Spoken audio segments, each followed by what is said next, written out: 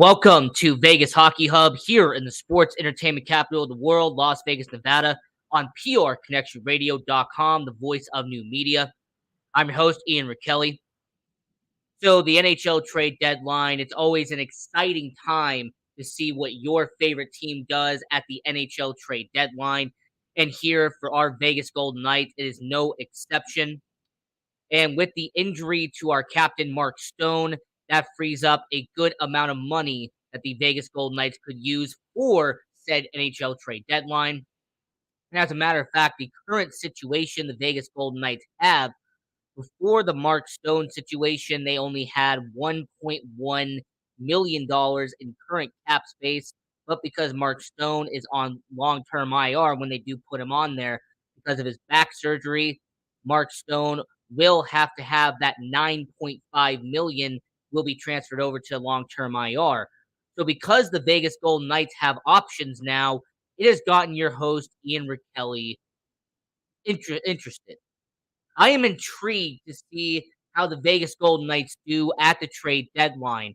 And more importantly, I want to see how the Vegas Golden Knights do when they go up and they try to fix their most glaring weakness. The most glaring weakness that your Vegas Golden Knights have is depth at the forward position. More importantly, they have a weakness when it comes to how lack of depth they have on their bottom six. It has been well known the Vegas Golden Knights do not have a strong bottom six. Their top line, when everyone's there, is incredible. The second line with Marchessault, Carlson, and Smith have been phenomenal together in 6 seasons. But bottom six has always been a question mark with your Vegas Golden Knights. So, here on tonight's episode of Vegas Hockey Hub, your host Ian Rakelli, I'm going to give you not one, not two, not three, not four, but 5 possible forwards the Vegas Golden Knights could acquire at the NHL trade deadline 2023.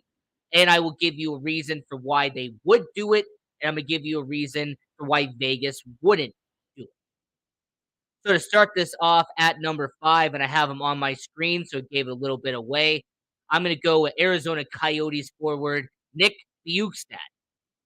So Nick Bjugstad is a fascinating case because of who he is. So the Arizona Coyotes, Nick Bjugstad, is currently on the second line. He's a second-line center for the Arizona Coyotes. This season, as a middle six forward in Arizona, he has had 11 goals, 21 points, a +8 in 51 games for Arizona. Now, Nick Bjugstad, the former 2010 first-round pick by the Florida Panthers, a guy who has been a longtime stalwart in the NHL. Now, Nick Bjugstad, the one positive I would give, and him being a veteran, I will say is a positive to Vegas, is the amount of games Nick Bjugstad has played throughout his career. He has established more than 600 NHL games in his career. This is the same Nick Bjugstad who's been in Florida, been in Pittsburgh, Minnesota, now Arizona. So he has had a lot of value to 4 teams that he has played with.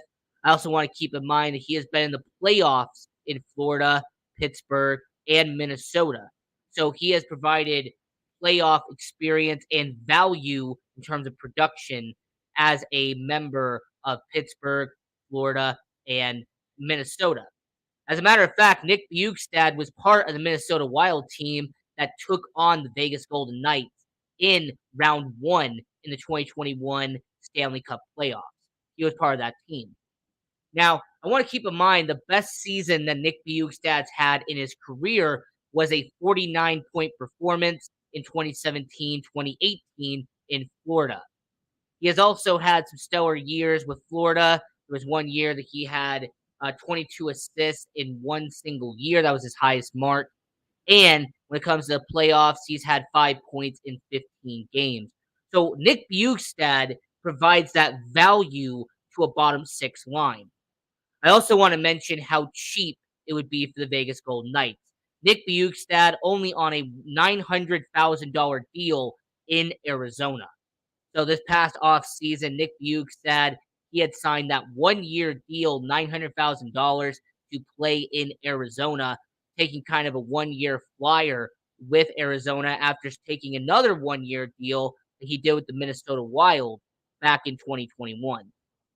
So Nick Bjugstad is someone that I could say positively your Vegas Golden Knights could put on a bottom six and you could get some value out of him. Now, would I say that you probably would have to give up something on the defensive end? Would you have to give up maybe a prospect, maybe a mid-round pick to get Nick Bjugstad? Most likely. But I believe that under the right circumstances, the Vegas Golden Knights, you have your first round pick this year, first round pick next year, first round pick the year after that. I mean, the Vegas Golden Knights, they do have majority of their draft capital. They've only had to give off maybe 2 or 3 picks in upcoming trades. So at number 5 for the Arizona Coyotes, forward Nick Bjugstad is someone that I would say could be an interesting partner for the Vegas Golden Knights. Now at number 4, we're going to go up to Calgary because the Calgary Flames do have a player who is a little bit on the young side and would provide value to the Vegas Golden Knights if they actually had him play for Vegas. At number 4, I have Dillon Dube from the Calgary Flames. So Dillon Dube currently right now in Calgary, he is on their first line for the Calgary Flames, 24 years old. He will be a restricted free agent in 2024. He has a $2.3 million cap hit. Keep in mind that the Calgary Flames drafted him in the second round of the 2016 NHL draft. He has been a member of the Calgary Flames ever since he got drafted, and his current performance as a Calgary Flame, 12 goals, 27 points, a -1 in 51 games in 2022-2023. So for Dillon Dube, the British Columbia-born Dillon Dube, so ever since he has been with the Calgary Flames, he signed that $2.3 million deal back in 2021. It was a 3-year deal signed at the time. Now, his statistics in Calgary 5 seasons in, he has played 250 games, 48 goals, 102 points, and he's actually gotten around 90 penalty minutes in his career. There's also the same Dillon Dube who has played 22 playoff games in his career, racking up 4 goals in 22 playoff games. So not only does Dillon Dube have playoff experience, but at only 24 years old, he actually would have some form of contract retention for the Vegas Golden Knights. So the one positive to him is his age, is the fact that at 24 years old, he would be bringing some young value to the Vegas Golden Knights. And him having 250 NHL games in his career, he would be kind of an established young player on the Vegas Golden Knights roster. He also would be a much needed value to the middle six with the Vegas Golden Knights. The majority of these trades I'm going to be talking about is going to be addressing the middle six of the Vegas Golden Knights. Because if you strengthen the middle six, it will actually help the bottom six because you're going to have to send people down from the second line to third line down to fourth line, and vice versa. So the one positive to Dillon Dube is the fact that he's a young, established player in the NHL. The one negative, however, is going to be the fact that the Vegas Golden Knights are most likely going to have to give up somebody worth of value in a Dillon Dube trade. If the Calgary Flames get rid of someone who has a value like that, someone who's a restricted free agent at 24 years old, the Vegas Golden Knights would have to give up a young prospect. They would have to give up a young person that has upside to the Calgary Flames. Now, that could be their number 1 prospect, Brendan Brisson.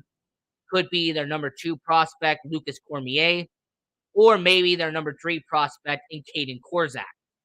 But whichever one it is, I would not be surprised if they did make a move on here. The only negative I could see is Vegas would have to give up a young but very highly touted prospect, or would have to give up a first and or second round pick to Calgary, who's in their division, in order to make this trade. Now, I know you are asking, where are they getting the cap money? Well, I actually explained in the beginning of the show that thanks to Mark Stone and his $9.5 million being put on long-term IR, the Vegas Golden Knights are going to have $10.6 million in cap space. So the Vegas Golden Knights, they can make 2 or 3 small moves, or as I'm going to talk about later in this episode, they can make a big move that would cost around that $10.6 million in cap space. So at number 5, we had Nick Bjugstad from the Arizona Coyotes. The positive was that he is cheap and he has provided playoff experience before. The negative is that he would be a rental, so you'd only have him for 20 games. The positive for Dillon Dube here at number 4 is that he is a young 24-year-old who has already 250 games in, and as a bonus, would be a restricted free agent in 2024. So it wouldn't just be a rental; you would have him for a year and a half. The negative is that Calgary's in the same division, and you, in order to get that 24-year-old young established player, you would have to give up a good value player and or good value pick to get Dillon Dube. So as we're talking about 5 forwards that the Golden Knights could acquire, once again, I have Nick Bjugstad from the Arizona Coyotes at number 5. At number 4, Calgary Flames, Dillon Dube. And now it is time to discuss the Carolina Hurricanes and Teuvo Teravainen. Now, I know a lot about Teuvo Teravainen because he was a former Chicago Blackhawk. I mean, Teuvo was someone who was a young guy on the Chicago Blackhawks during their Stanley Cup run. During their 2010, 2013, 2015 Stanley Cup run, Teuvo Teravainen, he was a young, up-and-coming 19, 20-year-old with the Chicago Blackhawks. Now, a few years later, the 28-year-old winger from the Carolina Hurricanes, he is an established veteran at this point in time. So the positive to getting Teuvo is he provides playoff value to the Vegas Golden Knights. Teuvo Teravainen has played in well over 70 playoff games in his career. He's also the same Teuvo who has had 20 playoff goals, over 40 playoff points in his career. He also had playoff games, like I said, in Chicago and now in Carolina. He's also the same Teuvo that has had 76 points with Carolina in 2018-2019, and this past season in 2021 had a 22-goal, 65-point performance in Carolina. Now, the only 2 negatives I could find about Teuvo Teravainen is, 1, his no trade clause that he has in his contract. That's right. Teuvo has a no trade clause, which is a 10-team no trade list for the Carolina Hurricanes. Now, we do not know who's on a player's no trade list. They don't make that openly available to the public. So if the Vegas Golden Knights are on a no trade list, then this is a no-go. But let's just say, for the sake of the argument, the Vegas Golden Knights are not on a no trade list, and he is willing to come to Las Vegas. Well, that is then averted. The other negative, though, is his cap hit. Now, Teuvo has a $5.4 million cap hit for this remaining year and next year as well. So he wouldn't be a rental in this situation. He would be on a 1.5-year deal, and you would have to pay him $5.4 million in terms of cap hit and $5.875 in total salary. So the Vegas Golden Knights might not want to do a deal like this, simply for the fact that when it comes to a player like Teuvo Teravainen, despite the playoff experience, despite the 65 to 70 point seasons that he's had, he has a no trade clause and he has a $5.4 million cap hit. So there's a possibility the Vegas Golden Knights do not want to pay him $5.4 million next year, and the possibility of him being on a no trade list, which would be a no go from the start conversation. But besides that, having Teuvo Teravainen would be fantastic for the middle six. I mean, after all, the Carolina Hurricanes on their current roster, same roster that has Max Pacioretty on it, same roster that has Dylan Coghlan on it, and Paul Stastny. Why am I just naming former Golden Knights players? I do not know. But Teuvo is on the first line right now in Carolina with Sebastian Aho and with Seth Jarvis. So that's number 3. So Teuvo is 3. Dylan Dube is 4. And Nick Bjugstad is 5. Now at number 2 is the big fish. As we're talking about 5 forwards that the Golden Knights could acquire at the NHL trade deadline. Here on Vegas Hockey Hub, here in the sports entertainment capital of the world, Las Vegas, Nevada.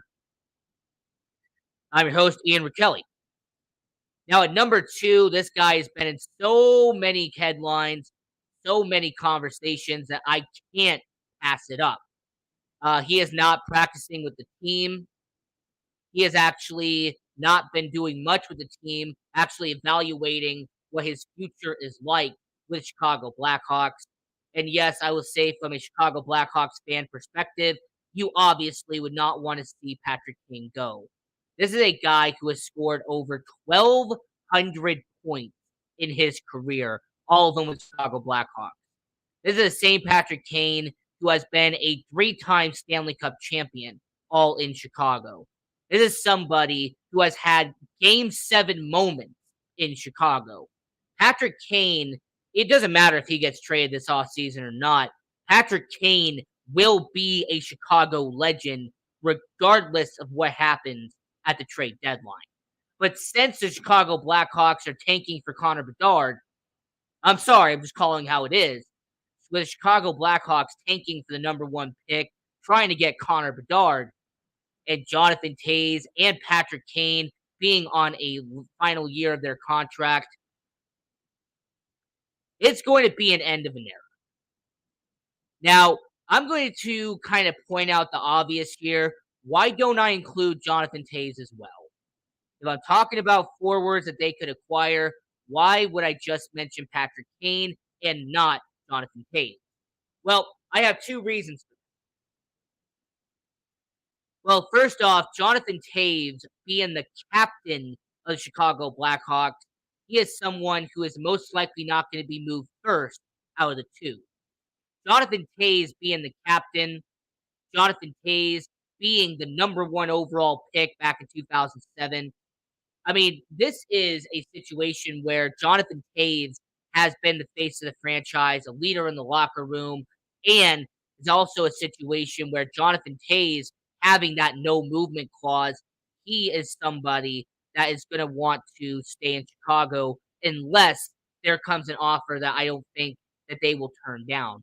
But once again, Jonathan Toews will have to make it official because of a no movement clause. So with Patrick Kane, as we're talking about him at number 2, might as well just discuss it now. When it comes to Patrick Kane, there's 2 obvious positives that you have to look at with Patrick Kane. 2 positives that Chicago Blackhawks and really the Vegas Golden Knights would be talking about. The number 1 positive about Patrick Kane is his playoff experience. 140 playoff games in his career, 52 playoff goals, 130 put playoff points. Patrick Kane, despite the fact that our last playoff appearance was in 2020, ironically, they lost in the first round to the Vegas Golden Knights. But Patrick Kane, even in that playoff series that he was in 2020, he had 2 goals, 7 assists for 9 points in 9 playoff games. So Patrick Kane, even in a first-round exit, to the Vegas Golden Knights in the 2020 bubble, averaged a point per game as a member of the Chicago Blackhawks. It's also the same Patrick Kane that not even a year ago in 2021, 2022 had 26 goals, 92 points in 78 games. And he has had 35 points this year in 46 games. So with Patrick Kane, I will say that he's positive is the amount of playoff experience. There really is nobody at the trade deadline that has as near playoff experience as Patrick Kane does. The other positive to Patrick Kane is that he is a rental. A positive to Patrick Kane is the fact that he is going to be a 20 to 25 game player for the Vegas Golden Knights. He will have to play the remaining of the regular season, and if they have Patrick Kane on the roster, get into the first round, and they'll take on a team like Edmonton or go up against a team like LA. So that's a second positive. Now, the two negatives to Patrick Kane coming here. The two negatives that I could find about Patrick Kane is one, his no movement clause. Patrick Kane having a no movement clause pretty much dictates that he has to waive his no movement clause to come here. Just like in all the rumors and all the selected moves that are coming around on all the dirt sheets, Patrick Kane has to choose Vegas in a trade. This is not the Chicago Blackhawks. They can't just willingly trade Patrick Kane to Vegas. No, Patrick Kane would have to choose the Golden Knights as a trade partner. And that could be a bit tricky because understand the Vegas Golden Knights, and this is just being completely honest, the Vegas Golden Knights executives and their front office really haven't made a good relationship with the Players Association. The Vegas Golden Knights aren't really been in high praise for the moves they have made the past 4 or 5 years. Hey, with the Chicago Blackhawks, are you kidding me? Are you surprised that the Chicago Blackhawks and the Vegas Golden Knights, that relationship they have? Do I need to remind you the last 2 trades the Vegas Golden Knights and Chicago Blackhawks have made together?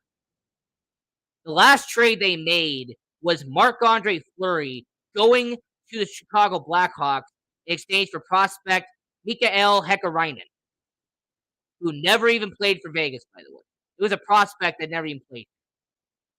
And the second trade they made before that was when the Vegas Golden Knights acquired Robin Lehner in a 3-team deal back in the 2020 NHL trade deadline. So the last 2 trades the Chicago Blackhawks have made with the Vegas Golden Knights, it has been an eventful one. It has been an important one. It has been an impact one. And yes, I'm not including Matthias Janmark, by the way, because I understand what happened there too. So with the Vegas Golden Knights, they have a track record of trading with Chicago Blackhawks. But unlike those trades, Patrick Kane has a no movement clause. He would have to pick coming here. The second negative also, with him having a $10.5 million cap hit, the Vegas Golden Knights would have to trade somebody of insane value to the Chicago Blackhawks in return.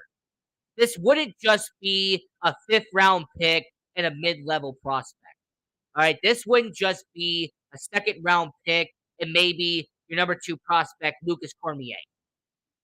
No, this would be, if you're going to give us Patrick Kane, all right, we need in return a 1st-round pick this year, your number 1 prospect, Brendan Brisson, and we need help when it comes to making the deal work in terms of money. So you're going to give us somebody that we want in value in return. We want a young guy. We want somebody that we can get back that's going to be part of the team for a couple of years. In other words, this would be very similar to what the Bo Horvat situation was with the Vancouver Canucks and the New York Islanders, where Bo Horvat was a rental and the Vancouver Canucks got a massive overpayment in Anthony Bouvier, Aturata, and a first-round pick. They got in a well-established top six forward, a top prospect, and a first-round pick. So I would not be surprised if that's what has to happen here as well, which would kind of be a negative to the Vegas Golden Knights. I don't think they would want to give up that much for someone like Patrick Kane. However, as a Vegas Golden Knights fan, as somebody who's been watching this team long enough, I can tell you that this team has done a lot of things lately that has been considered crazy. So, number 2 is Patrick Kane. Number 3 was Teuvo Teravainen from the Carolina Hurricanes, former Chicago Blackhawk. Number 4 would be Dillon Dube from the Calgary Flames. And at number 5 would be Nick Bjugstad from the Arizona Coyotes. But the number 1 forward that your Vegas Golden Knights could acquire at the NHL trade deadline, someone I believe will provide insane value to the Vegas Golden Knights, we have from the Detroit Red Wings, Tyler Bertuzzi. And the reason why I say Tyler Bertuzzi would be an excellent pickup for the Vegas Golden Knights is that he has 3 positives and only 1 negative to him. So the first positive to Tyler Bertuzzi is the fact that he has some toughness. He shows some gritty. He is someone at 27 years of age. He is someone that you could put on your middle six here in Vegas. And you know that you are going to get an insane amount of value from Tyler Bertuzzi. I also want to mention that this is the same Tyler Bertuzzi that's similar to his dad, Todd Bertuzzi. He is someone that with Detroit Red Wings had a 62-point performance in 68 games in 2021-2022. He has also played over 300 NHL games, 86 goals, 194 points, and he has racked up near 170 penalty minutes in his career. The second positive to Tyler Bertuzzi is that he is a rental. He would be, at the end of the year, a free agent. So you would only be getting Tyler Bertuzzi for 20 to 25 games, considering how far you go in the playoffs. And lastly, the main reason why the Golden Knights would want Tyler Bertuzzi is the fact that you'll have to give up a first round pick. Maybe you'll have to give up, a number 2 prospect, number 3 prospect. But at the end of the day, when it comes to Tyler Bertuzzi, the one main positive that I can take away from it is that he provides value to the one weakness the Vegas Golden Knights have. And that is finding someone who could be a replacement in that middle six. Because with Mark Stone being injured, you had to have Jonathan Marchessault be on the first line with Jack Eichel and with Paul Cotter or Chandler Stevenson, depending on who they put on the first line. When you get Bertuzzi, he would be a guy you would put on the second line. You could team him up with Riley Smith, William Karlsson. You can move the lines around, have him be alongside, Phil Kessel, and have him alongside Chandler Stevenson, Michael Amadio, Paul Cotter. There's a lot of combinations you could do if you have Tyler Bertuzzi on the Vegas Golden Knights. That only negative that I mentioned earlier about Tyler Bertuzzi is that he has had no playoff experience in his career. So if you acquire him, this will be the first time in his career he will be in the Stanley Cup playoffs. And I know the Vegas Golden Knights are going to want to acquire somebody that has some playoff experience, that has some, I've been there, done that type of mentality. But you let me know in the chat down below. You let me know in the comment section. Out of these 5 forwards, who do you want the Vegas Golden Knights to acquire? Once again, number 1, Tyler Bertuzzi from the Detroit Red Wings. Number 2, Patrick Kane from the Chicago Blackhawks. Number 3, Teuvo Teravainen from the Carolina Hurricanes. Number 4, Dillon Dube from the Calgary Flames. And number 5, Nick Bjugstad from the Arizona Coyotes. So until next time, this is Vegas Hockey Hub. I'm your host, Ian Rickelli.